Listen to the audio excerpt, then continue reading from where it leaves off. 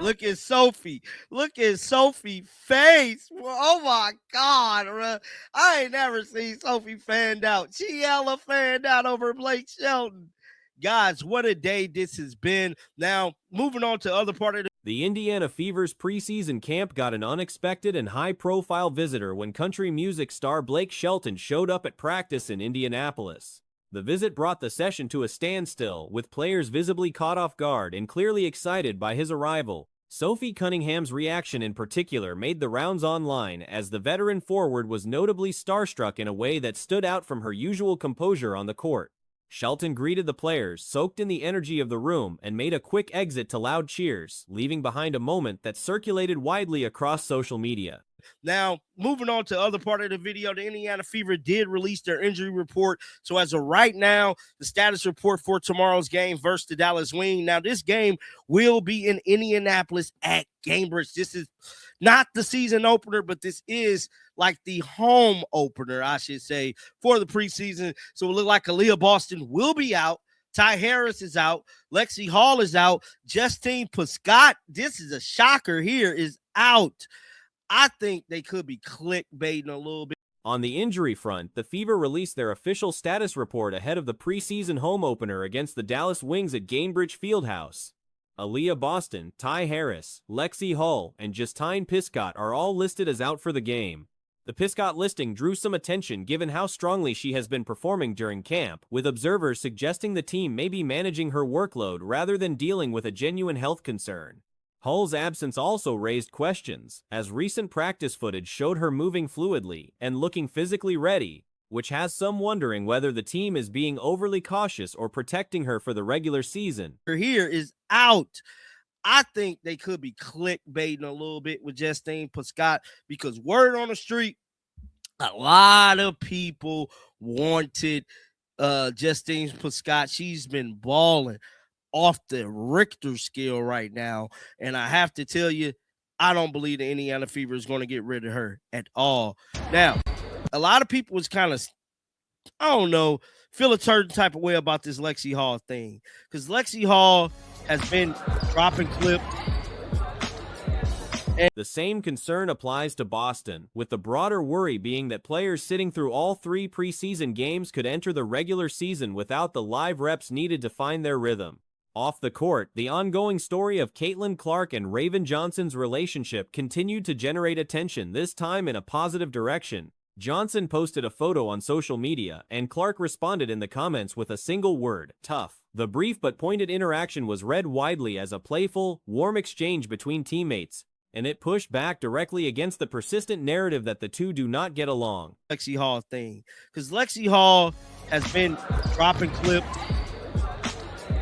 and she don't look hurt. She don't look hurt. She looked ready to go 100%. And I feel like they could be lying. Aaliyah Boston too, which I said this earlier today. I believe that these young ladies need these reps.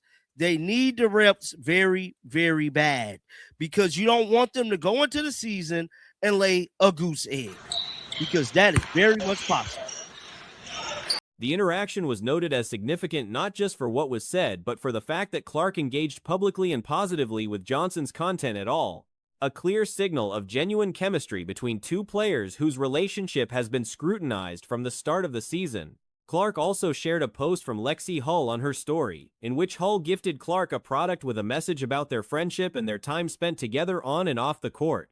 Clark's reshare included a caption acknowledging that the friendship has been shaped by everything they have gone through together, and expressing pride in Hull.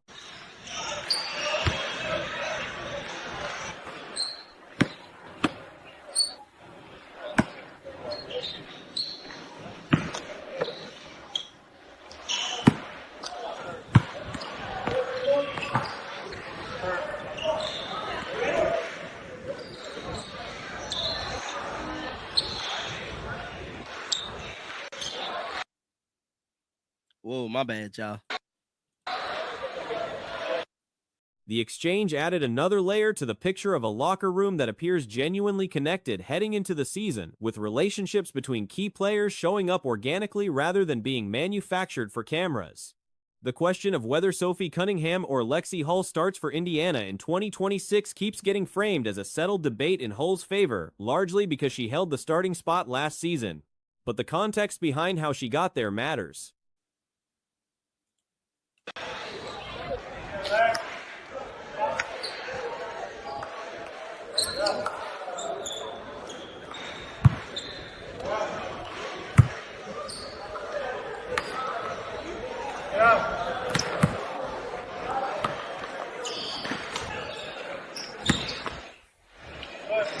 Lexi looked good, man. Lexi looked damn good, dog. And Hull has never actually beaten out Cunningham for a starting position in a direct competition. Both times she stepped into the lineup, it was because Cunningham was injured.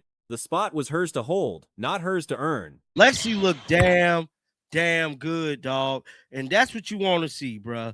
Like to see that. Now, something else that made headlines today, which I was going to make this a separate video. I might touch base on it tomorrow. But Caitlin Clark and Raven Johnson definitely have been trolling South Carolina fans. And I think this is so damn funny. Look at this. Look at the love. And this is what you want to see. Love in the air, and you want to see them dismantling all of the rumors that they don't like each other. That distinction shapes how the current situation should be read. Cunningham came off the bench, outperformed DeWanna Bonner during preseason last year, and took the starting role through performance rather than circumstance. She then held it until injury forced her out. Because they clearly like each other, bruh. And not only that, Caitlin Clark got up under Raven Johnson post and said something today. Let me see if I can pull it up for you guys real quick, because I thought this was profound in itself. Very, very profound for Caitlin Clark to point out this to Raven Johnson. Hull did a solid job filling in, but the sequence of events is different from winning a genuine competition. In terms of the matchup-by-matchup argument, the honest answer is that the right starter depends on the opponent. Against a player like Paige Buchers, Cunningham is actually the better option, not because she's the superior defender overall, but because Buchers' game is built around back cuts and off-screen movement rather than straight-line speed. And the easiest answer to give about who should start is depends on the opposition. That is what the answer should be, is depends on the opposition. Because if the Indiana Fever are playing against let's just say, first game of the season, they're facing the Dallas Wings, who do you want on Paige Buchers? The answer, ironically, is Sophie Cunningham. Why do you want Sophie on her? Sophie Cunningham, Cunningham's discipline and positioning suits that matchup. Against quicker perimeter players with strong separation ability, Hull's athleticism becomes more valuable. In an ideal system, the starting decision would rotate based on those factors. You want Sophie on her. Sophie Cunningham, Paige Buchers is not speed. Paige Buchers is somebody that is going to work off a lot of back cuts. She's going to work off a lot of screens, and it's going to be a lot of the big hedging up on the screens, having to guard Paige. Sophie Cunningham's very good at guarding back cuts. She's very disciplined on the defensive end. And I don't think in general that Sophie's as good a defender as Lexi, but I think in that one specific matchup, I think Sophie probably gets the nod. But then, if you look at the... In practice, basketball culture doesn't really work that way. There are set starters, and the question becomes who holds that designation going into the season. On the shooting side, the numbers favor Cunningham more clearly than the simple percentages suggest. Hull is a streaky shooter whose career three-point shooting sat at 19% through her first 2.5 seasons. I think Sophie probably gets the nod. But then, if you look at the rest of their schedule games, and you look at who they're facing off against. So, who do you want in game number 2, which is against the WNBA website's really bad, so it's not even loading the schedule properly. Man, I hate the WNBA website so much. I hate it so much. It's the worst thing ever. It does not even work. 2026, upcoming. There we go. A 10-game stretch where she shot around 70% from 3 dramatically inflated her numbers and somewhat obscures how inconsistent she has been across her career. Her shooting comes almost exclusively from the left corner. It's genuinely her best and most reliable spot on the floor. Cunningham pulls up from well behind the arc, operates off movement, and produces more consistent volume. 2026 upcoming. There we go. They're facing off against the Sparks. And you want to know who the Sparks have? The Sparks have Ariel Atkins, the Sparks have Kelsey Plum, and the Sparks have Ray Burrell. You want Caitlin to guard Ray Burrell? If it was tactically, you probably start Lexi in this game because of Atkins and speed, and Kelsey Plum's speed. The Washington Mystics, you probably start Sophie. The Seattle Storm, who cares? The Portland Fire, who cares? The Valks. Who's going to take the Gabby Williams or the Tiffany Hayes matchup? Probably Lexi. That difference is meaningful for a team trying to space the floor around Caitlin Clark. The defensive gap between them exists, but is probably not as large as commonly assumed. Hull plays with more intensity and generates extra possessions as an offensive rebounder, and there are specific matchups against long, mobile wings like Brianna Stewart or Sato Sabali, where her athleticism becomes a genuine asset. That would be, if I was to say what should be done, and in any other sport, what would be done is that you would pick your team based on who you're facing off against. You would pick your team based on what you believe is needed to win that game. However, it is one of those things where that is not the way basketball really works. It's not the way the NBA works. It's not the way WNBA works. There's so much weight being put. The playoff defensive stop she made last season was real and notable. None of that is being dismissed. But Raven Johnson is competing for the same defensive specialist minutes, and Johnson arguably defends at a higher level than Hull does. It works is not the way WNBA works. There's so much weight being put on who starts and who doesn't. More so than, who's going to start this one game. And there's the who is the starter.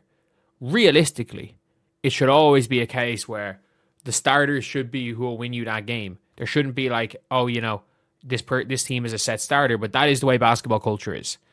There are set starters. And with that, my guess is that if Hull can't consistently outshoot both Cunningham and Johnson, her minutes case becomes harder to make. Cunningham's peak last season was exceptional.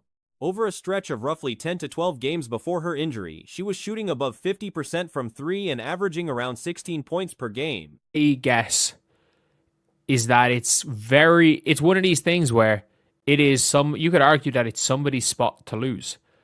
And we saw last year, DeWanna Bonner lost her starting spot in preseason. I know, she lost after the first 2 games of preseason. Sophie Cunningham was the best player on the Indiana Fever. She's the one who took over the starting spot. She took over as the starter in preseason. And people don't seem to realize that because they're always like, oh yeah, There is a legitimate argument she should have won Commissioner's Cup Finals MVP. There were at least 8 games across the season where she was the best player on the floor for Indiana. She passes better, connects the offense more fluidly, and as the 5th option on the roster may be among the best players in the league at that specific role. In preseason. And people don't seem to realize that because they're always like, oh yeah, Sophie was the starter over DeWanna during the season. No, it didn't happen like that. DeWanna lost her starting spot twice. Once to Sophie, once to Lexi. Sophie Cunningham fought out and earned the starting spot last season, then got injured. And Lexi Hull did a good job as a starter. Both of these players are fine coming off the bench. And if you look statistically, fine as in they're okay. Hull is a useful piece and a fine professional. The concern is less about her value to the team and more about where her minutes come from once Johnson establishes herself. Sophie Cunningham, when healthy, is the better player and should be the starter.